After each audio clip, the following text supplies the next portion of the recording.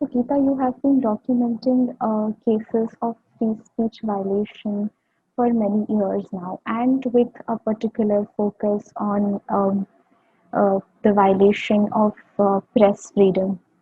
So, what are your observations of what patterns do you observe in these type of attacks on journalists? Do you think that the attacks have increased in recent years, in last few years? Yes, they have. They have most certainly. Um, and the attacks have been across the board. Uh, I have been documenting this from 2010, and I've been looking at the way in which journalists have been attacked, and the perpetrators, the where the attacks are coming from, and focusing on the kind of impunity that these attacks have left us with. So, since 2010, there have been more than 30 killings of journalists by various people, by various groups. There have been mafias, mostly the sand mining mafia, the people who have been small petty business people who are opposed to the reports that local journalists write. There have been, of course, the much bigger incidents of journalists who've been killed in metros, but mostly a number of journalists who are from small towns, who are writing on corruption and the power nexus in smaller cities and villages. Um, so these journalists have been killed, and we've had only three convictions so far. And it's been a very long struggle to get those convictions also. But apart from this, what we've also seen are a number of attacks on journalists who have been trying to do some kind of investigative reports. And I would distinguish the attacks on journalists who uh, go out into the field for investigative reports, whatever it is, and a range of investigative journalism, really good, solid investigative ground level reporting, and journalists who are attacked in large uh, sort of conflict situations, flashpoints, mob violence.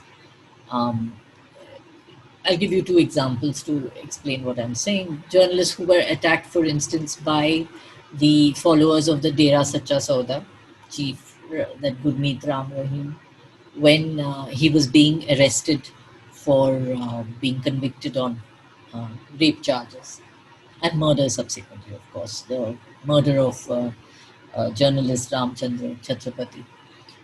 Um, so there is that kind of thing. Or the journalists who were attacked in when they were covering the JNU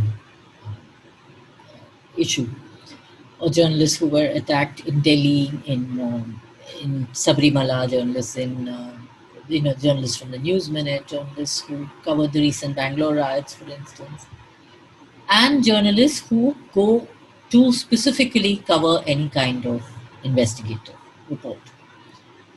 And there are about 198 or so that I documented as part of the report on getting away with murder, along with Urvashi Sarkar and a whole team of people. This was between 2014 to 2019. Hardly, not even a single case secured any kind of conviction. In many instances, FIRs were also not lodged. So, what we are seeing is, I mean, while we talk of impunity, we're also talking of the fact that the process of justice, the justice delivery system, has completely failed us. There is no justice delivery.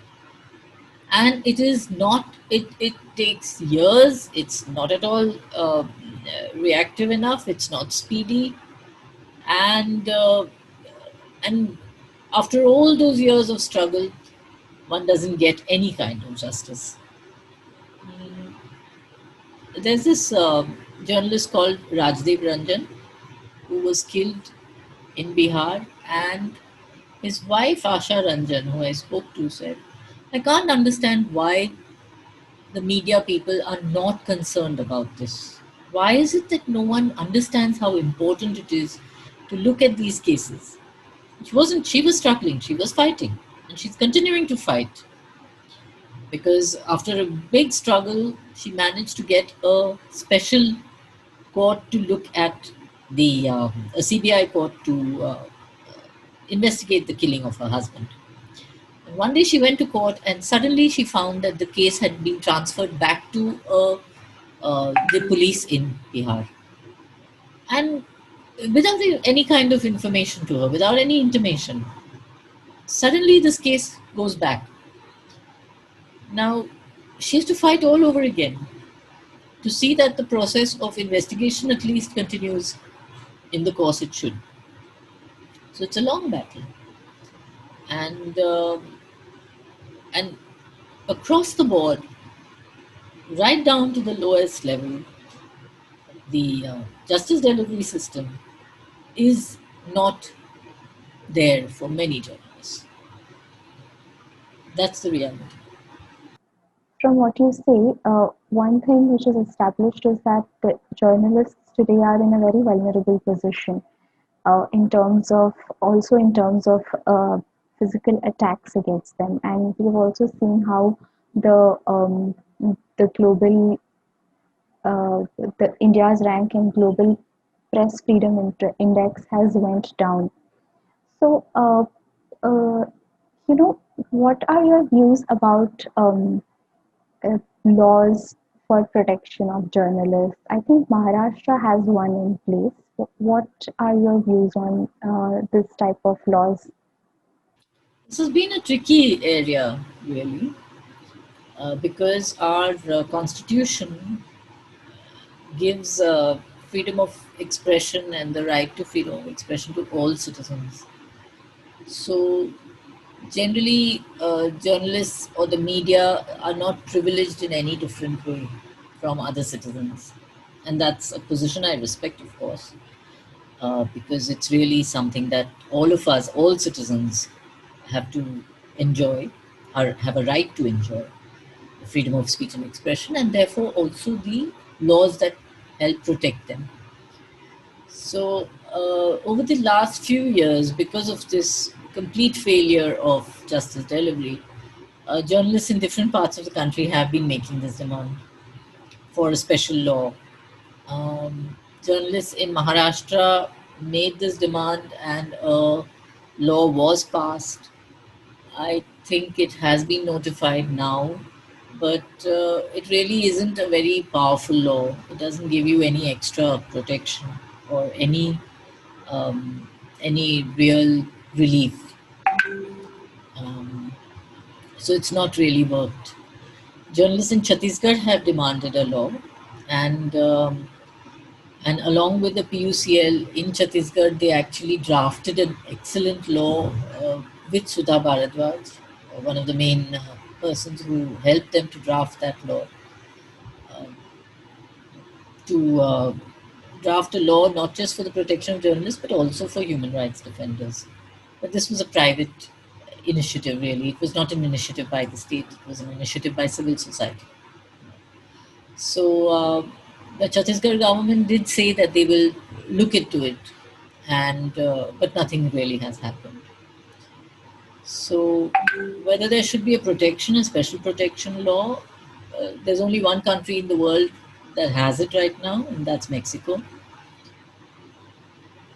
For precisely the same reason, really, across the world, there is a feeling that journalists are part of civil society and therefore don't require any special, should not be getting any other special benefits that uh, other citizens don't have. So it needs further debate, it needs a lot more discussion.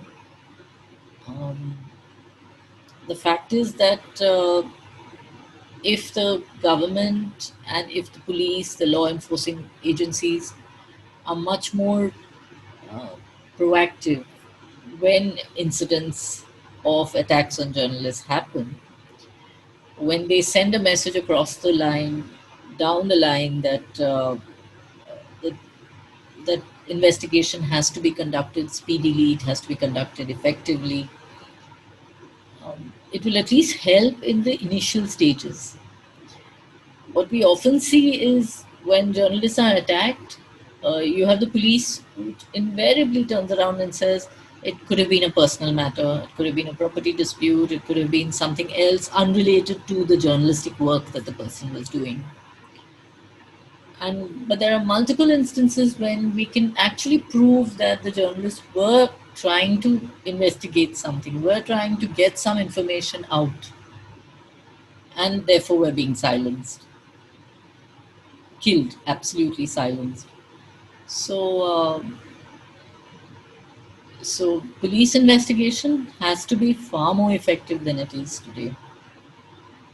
There's just no way one can get away from that. You've been a part of the PUCL team, which released a report on the media uh, in COVID-19 times and the violation of press freedom, growing restrictions on press freedom, and the weakening of journalism in India. This report was, I think, released 3 weeks ago. Would you like to share with us your the findings from this report and what it states? Yeah, I think what I'd like to say is that very recently, last week, I released this report which was done with the PUCL on what we call the double siege, which is about the state of freedom of expression for the media, which is being attacked from without by the state, and the manner in which the the union government has been cracking down and trying to regulate uh, the work of journalists, arrests, interrogations, FIRs, all of these have been unleashed on journalists who have been trying to cover the COVID pandemic. But what is also of huge concern and a very, very important concern is the fact that journalists and journalism is being weakened from within. While we have a partisan media that that peddles this kind of unverified, hate-filled reports in the guise of journalism, we also have media houses who have been extremely unethical and totally illegal in the way in which they got rid of more than 1,000 journalists in the last few months.